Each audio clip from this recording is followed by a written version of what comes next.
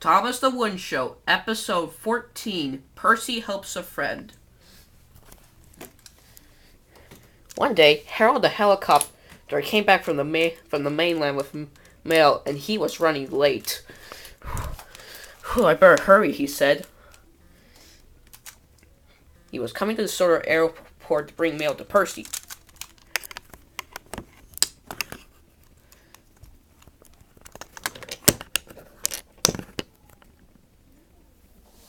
But Jeremy had just taken off and almost ran into Harold. Said Harold.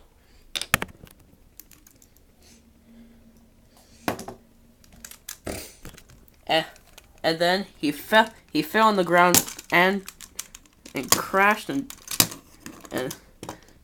crashed and landed on his side.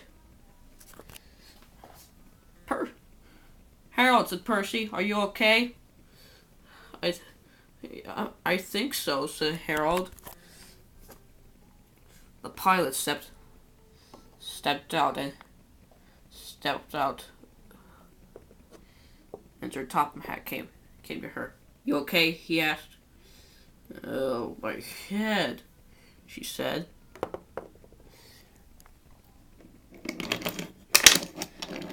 Then an ambulance arrived, and she hopped aboard, and the ambulance set off to the hospital. And Harold was taken to the works. Sir, said Percy, without Harold, what am I going to do with the mail run? Well, I know this will be hard, said Sir Top Hat, but don't worry, I have faith in you. Remember about that one time when you were pulling past Tracy, and you were using Annie and Clarabelle, and you brought through a muddy track, and it just didn't, and your files, and you thought it was hard, but you managed to make it. And some things are possible, but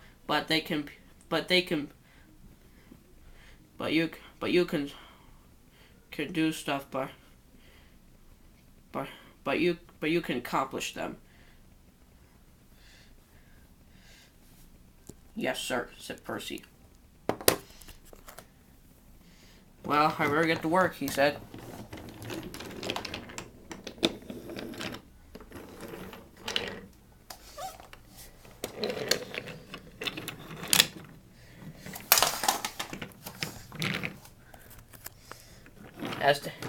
As time went on, Percy was feeling tired than ever. He came by the sheds, and there were Stanley, Duncan, Boko, Murdoch, Duck, and Bear. They saw how Percy was feeling.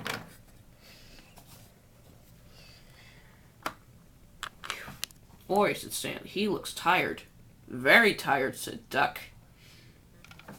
Maybe do you think Sir Topham had made him work too hard?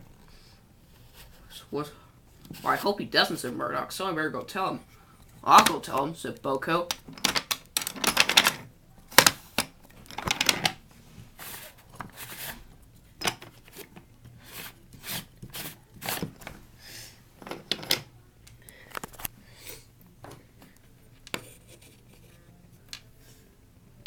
Then Boko arrived. He found Sir Topham Hatt talking to Edward. Sir, said Boko, did you really have to make Percy work that hard? I know it can be quite tiring and hard, but the railway has to go on.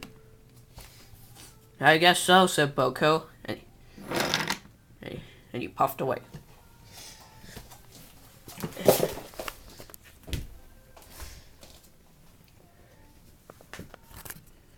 Percy was really feeling tired, and he met up with Oliver.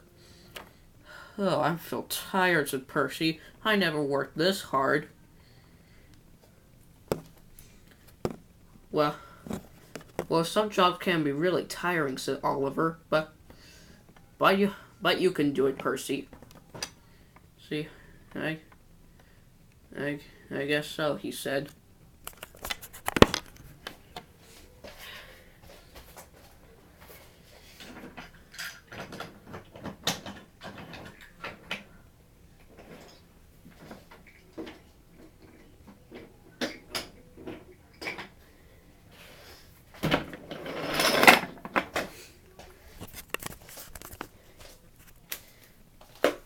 And meanwhile, they were troublesome trucks near Knapford Station, and they heard what Percy said. And they thought it would be funny to tease him. Hey, said one truck, maybe Percy is Scrap, but Scrap, he really is, said one truck. Nah, said Rickety, I think he's pulling Scrap. Percy had felt hurt, and Oliver was cross. You trucks don't talk that way to Percy, he said, and he banged them hard.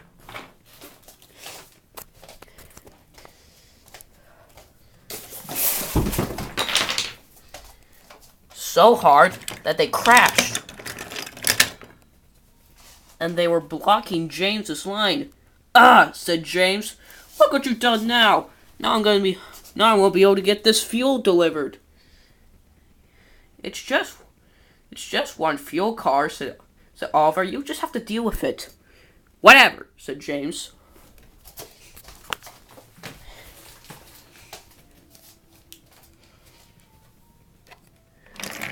Then Percy continued along his way.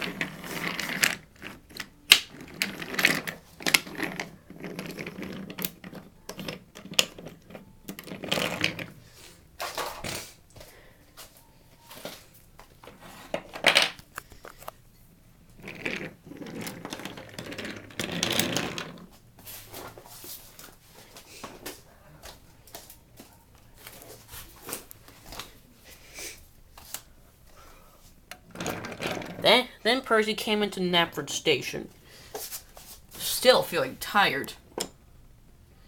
Ugh, all I wish I could have a break.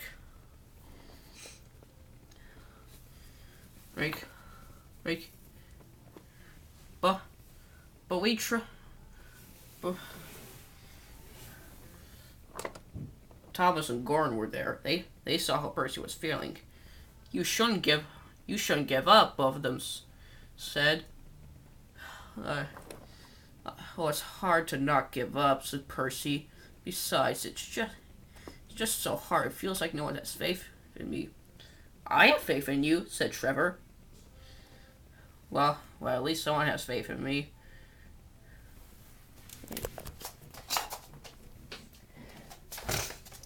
Then Sir Topham had arrived. Now, Percy, he said. Now, jobs can be very tiring, and can even worn us out if we feel sweaty and our tongues may be dry. Now, put a smile on your face and keep the mail run going. I will, said Percy. Wonder when Harold's returning, said Percy, wondering to himself. Then he saw someone land in front of him. It was Harold the helicopter. Harold, said Percy, you're back. Yep, said Harold. Do you like my new shape? Would it make you upset if I say no? It doesn't matter, said Harold. I don't like it too. But it's called a shell, and my old one is still being repaired. And it looks even more ridiculous because they even put a metal thing under me. But don't worry, I'll come back to the works and get my new one. Sounds good, said Percy.